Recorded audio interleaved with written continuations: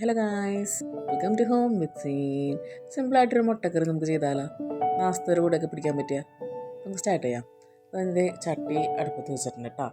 അധികം ഐറ്റംസ് ഒന്നുമില്ല, എല്ലാവർക്കും അറിയാവുന്ന റെസിപ്പിയൊക്കെ തന്നെയായിരിക്കും. എന്നാലും ഞാനൊന്ന് ഇവിടെ ഷെയർ ചെയ്യുന്നു എന്ന് മാത്രം. ഞാൻ ഉണ്ടാക്കുന്നത് നാസ്തക്ക് ഇങ്ങനെയാണ് ഉണ്ടാക്കുന്നത്. അപ്പോൾ വെളിച്ചെണ്ണ ഒഴിച്ച് അതിലോട്ട് സവാള, ഞാൻ 5 മുട്ടക്കറിക്കുള്ളതാണ് എടുത്തത്. പിന്നെ ലാസ്റ്റ് 4 മുട്ട ഇട്ടുള്ളായിരുന്നു. ഒരു മുട്ട എൻ്റെ മോനെടുത്ത് കഴിച്ചായിരുന്നു.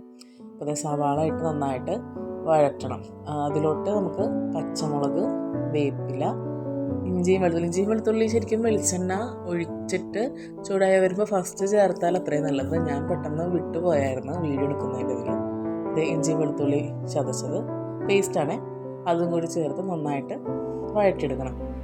ഉപ്പ് കൂടി ചേർത്തേക്കണം. ഉപ്പ് ചേർക്കുമ്പോൾ അറിയാമല്ലോ എല്ലാവർക്കും, പെട്ടെന്ന് സവാള എന്താ പറയുക, വഴണ്ട് കിട്ടും എന്തായിക്കോട്ടെ, പെട്ടെന്ന് ബ്രൗൺ കളറായിട്ട് വരും.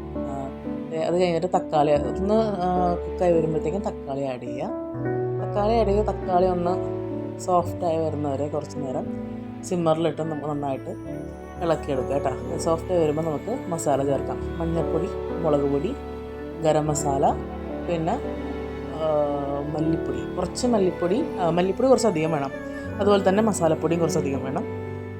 മഞ്ഞൾപ്പൊടിയും മുളക് പൊടിയും കുറച്ച് മതി, കാരണം പച്ചമുളക് കൂടുതലിട്ടേക്കണം, കാരണം മുളക് പൊടി കുറച്ച് ചേർത്തിട്ടുള്ളൂ.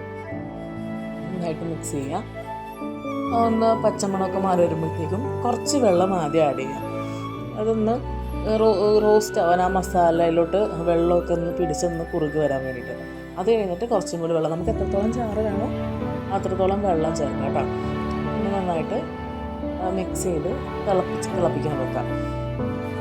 തിള വരുമ്പോഴത്തേക്കും നമ്മൾ ഒരു മുട്ട പൊട്ടിച്ച് വയ്ക്കണം. അതാണ് ഇതിൻ്റെ ഹൈലൈറ്റ്. അപ്പോൾ കറി ഇങ്ങനെ കുറുകി വരും. ഇപ്പോൾ തിളച്ച് ഒരു മുട്ട അടിച്ചിട്ട് ഇടണമെങ്കിൽ കുറച്ചും കൂടി ബെറ്റർ ആയിരിക്കും. ഞാനവിടെ ഡയറക്റ്റാണ് ഇട്ടത് കേട്ടോ. നന്നായിട്ട് മിക്സ് ചെയ്യണം. എൻ്റെ ചാനൽ ആദ്യമായിട്ട് കാണുന്നവരാണെന്നുണ്ടെങ്കിൽ ഒന്ന് സബ്സ്ക്രൈബ് ചെയ്യുക, ലൈക്കും കമൻറ്റും ചെയ്യുക. എനിക്ക് ഇഷ്ടപ്പെട്ടുള്ളൊന്ന് ഷെയർ ചെയ്യാനും മറക്കരുത്. നമ്മൾ കറി തിളച്ചു, മുട്ട പൊട്ടിച്ച് നന്നായിട്ട് മിക്സ് ചെയ്യുമ്പോൾ ചാറ് നേരം നമ്മൾ വെള്ളം അധികം വെച്ചിട്ടുണ്ടെങ്കിൽ അതൊന്നും കൂടെ തിക്ക് ഗ്രേവിയായി മാറും.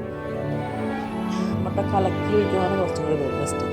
അത് ഇനി അടുത്തത് മുട്ട ഇടാൻ പോലെയാണ്. ഞാൻ 5 മുട്ട ഉണ്ടായിരുന്നു. ഒരെണ്ണം എൻ്റെ മോന് കറിയിലിടാണ്ട് പുഴുങ്ങിയ മുട്ട മതി എന്ന് പറഞ്ഞാൽ അവൻ എടുത്തിട്ടുണ്ട്. 4 മുട്ട കറിയിലിട്ടിട്ട് പിന്നെ അത് കുറച്ച് നേരം ഇളക്കുക. മുട്ടയിലോട്ട് മസാല ഒന്ന് പിടിക്കാൻ മതി. അപ്പം അത്രേ ഉള്ളൂ, കറി അത്രേ ഉള്ളൂ. ഇനി നമുക്കിതിലോട്ട് കുറച്ച് സിമ്മിലേക്ക് ഇടുക.